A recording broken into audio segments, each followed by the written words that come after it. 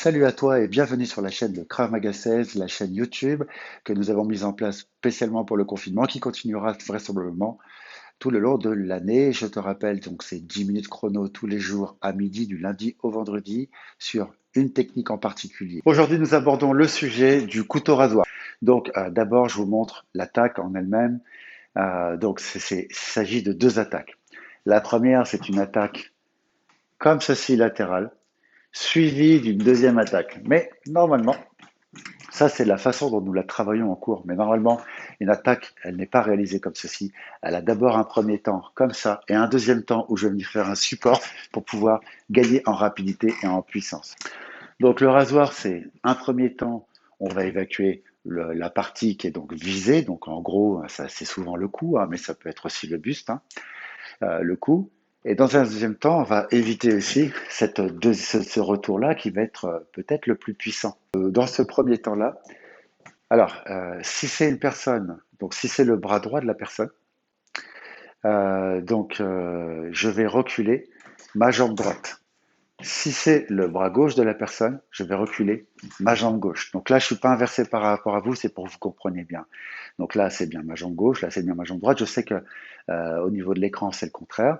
Mais donc, si la personne utilise sa droite, donc moi je suis en effet miroir, ça c'est ma gauche, donc lui sa droite est en face de moi, je vais reculer ma jambe droite, et si c'est son bras gauche, je vais reculer ma jambe gauche, d'accord? Ça c'est très important de bien le prendre en compte. Alors, ceci dit, techniquement parlant, c'est important, mais maintenant, si vous faites le contraire, c'est pas irrattrapable. On le verra avec le partenaire si j'y pense tout à l'heure. Ici, le premier objectif, c'est donc d'éloigner la surface attaquée avec un pas de recul, mais tout en protégeant ces parties-là. Donc, vous voyez qu'en fait, je viens protéger mon cou, mais également le reste. C'est-à-dire que je préfère qu'on me coupe les avant-bras, où ça, c'est facilement soignable, plutôt que on atteigne mon cou ou cette partie-là qui m'intéresse moins, puisque après, ça peut remonter en butée. Donc ici, un. Et là, en fait, je vais opposer mes avant-bras, mais pas avec la paume ouverte, là, on voit la paume, tranche des bras. Et je vais réavancer un petit peu pour redonner la pression. Je vous rappelle que le premier coup, il est assez facile, mais le deuxième coup, si la personne rajoute ça, là, on est très puissant. Donc l'idée, c'est de venir le plus proche possible et le plus rapidement possible au niveau de l'avant-bras avec cette partie-là. Pourquoi on vient avec cette partie-là? C'est pour, si ça passe, c'est pas grave, on verra l'os, mais c'est pas très important. Ici, bon, j'ai quand même des veines, ça peut devenir un peu plus dramatique. Donc là, je reprends, donc là, c'est son bras droit, c'est ma jambe droite, je recule, j'avance. Ensuite, ici, avec le bras qui est là, puisque lui, en fait, sa tête est ici, son épaule est là, son bras est ici. Je l'ai arrêté, donc sa main est plutôt là. D'accord? Elle est à ce niveau-là. Là, je vais venir poser mon bras, je vais venir poser ma main, pardon, sur son avant-bras, et je vais faire une coulisse tout en frappant avec mon poing comme ceci. Donc là, on va parler de la 4 temps. Donc là, on en est sur le deuxième temps. Ensuite, de là, je vais venir chercher son creux de bras et je vais faire un barrage du bras. Et ici, je vais non seulement rabattre ma main pour être sur son bras, mais celle-ci, je vais la lâcher pour pouvoir frapper. Et là, ensuite, on reprend la technique normale. Donc si je me recule un petit peu, j'ai frappé, j'ai frappé, j'ai frappé. Je viens chercher la main. Boum, j'ai frappé de nouveau, je pose. Ok, comme on l'a vu dans le zoom, donc c'est l'attaque rasoir 4 temps. Donc, c'est son bras droit. Donc, c'est ma jambe droite qui recule. Bouge pas, on fait un petit zoom, très bien. Donc là, elle a bien mis, tourne-toi pour qu'on puisse voir, elle a bien mis sa main pour faire repartir le couteau le plus rapidement possible. On reprend. Donc ici, premier temps. Vous voyez que si je ne me recule pas, boum. Là, le premier temps, c'est dangereux pour moi. Donc là, le recul, c'est tête et le corps qui est parti, et donc la compensation de la jambe opposée. Ensuite, je reviens, et vous avez vu, j'ai fait un déplacement. Bouge pas, je suis ici, je refais un déplacement.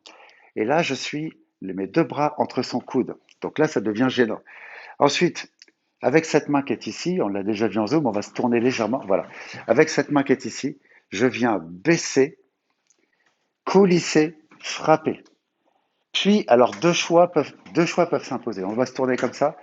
Une fois que j'ai frappé, je peux très bien venir dans le creux de bras, m'organiser pour ramener mon poids de corps vers ici, Là, j'ai une rupture articulaire et ensuite, je peux l'amener au sol. Ou bien, je suis ici, j'ai frappé et à ce moment-là, j'ai pas forcément la place ou j'y pense pas. Je recoupe la route pour être pile poil dans le creux de bras. J'envoie son bras côté opposé. Dans le même temps, je frappe et je viens saisir. De là, je fais mon pas chassé, je frappe génital. Vous avez vu que quand je frappe génital, donc ça c'est un point à prendre en compte, j'emmène la personne vers moi, donc elle est déséquilibrée. Et rappelez-vous que le temps du déséquilibre, c'est un temps que je gagne pour moi. Je repose droit devant et cette jambe-là va aller derrière. Mes coudes vont rester, t'inquiète pas, je t'envoie pas au sol, vont rester collés et je l'envoie au sol. Donc là, la personne ne peut pas résister parce que ça lui fait une pression très vive au niveau du poignet. Et les amis, je vous propose qu'on le fasse ensemble. Donc là, je suis votre miroir, bras droit, bras gauche. Donc c'est votre droite, c'est votre gauche. Vous êtes attaqué par le bras droit, donc vous allez reculer la jambe droite qui est ici. Je recule la jambe droite. J'avance. Ensuite, je vais frapper avec le bras gauche. Avec la main droite, je viens chercher une coulisse. Boum, j'ai frappé en piston. Ensuite, le bras gauche, il vient dans le creux de bras. Cette main-là, je la détache. J'avance, je frappe. Évidemment, là, j'ai attrapé si je peux. Je frappe. Ensuite, ben, je fais tout la suite que je connais, qu'on a déjà vu plusieurs fois. Maintenant, vous êtes attaqué par un gaucher. Donc ici, vous allez reculer la jambe gauche. Je recule la jambe gauche. J'avance. Donc là, c'est votre bras droit qui va frapper. Ici, c'est votre bras gauche qui va coulisser. Boum, j'ai frappé. Votre bras droit revient dans le creux de bras. Je relâche à partir du moment où j'ai une tension sur son bras pour éviter que ça revienne. Et hop, j'ai frappé directement au niveau du visage.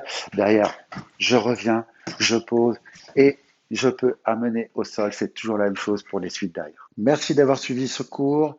J'espère que ça t'a plu. N'hésite pas à t'abonner, à partager ainsi qu'à liker. Donc, je te rappelle, je l'ai dit en introduction, mais je le dis aussi en conclusion, que nous avons des cours tous les jours sur un format de 10 minutes. Donc, 10 minutes, ça passe très très vite sur des techniques en particulier. Soit tu améliores, soit tu apprends les techniques de Krav Maga. Évidemment, ça ne remplace pas un cours collectif, mais les cours collectifs reprendront très certainement au mois de septembre, où nous t'attendons nombreux dans les cours, où que ce soit.